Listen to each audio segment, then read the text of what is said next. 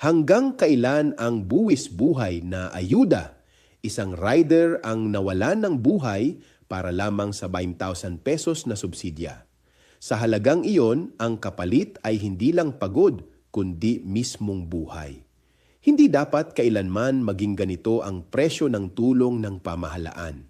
Ilang manggagawa pa ang kailangang magbuwis ng buhay bago seryosong harapin ang kalagayan ng mga nasa laylayan? Ang ganitong trahedya ay hindi simpleng aksidente. Ito ay bunga ng sistemang nagtutulak sa tao sa desperasyon. Kapag ang ayuda ay kailangang pag-agawan, kapag ang tulong ay may kasamang panganib, malinaw na may mali sa disenyo ng mga patakaran.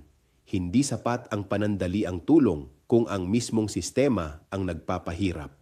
Ang kailangan ay maayos na sahod, proteksyon sa trabaho at mga pulisyang inuuna ang dignidad ng manggagawa.